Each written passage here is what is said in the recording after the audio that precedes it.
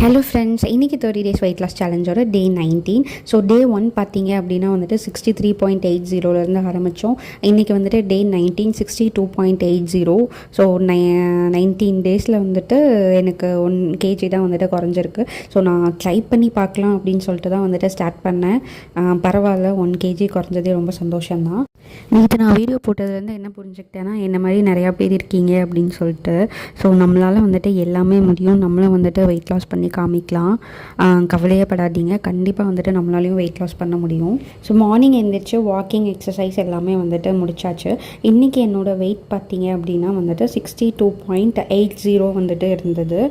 Morning வந்துட்டு ஒரு orange juice அதோட வந்துட்டு விட்டாச்சு. பசி இல்லை பெருசாக, அதனால் எதுவும் சாப்பிட்டுக்கல. மத்தியானம் வந்துட்டு இன்றைக்கி ஃபிஷ் ஃப்ரை, ஃபிஷ் குழம்பு, சாதம் எடுத்துக்கிட்டேன். அப்புறமா வந்துட்டு ஹாட் வாட்டர் எடுத்துக்கிட்டேன்.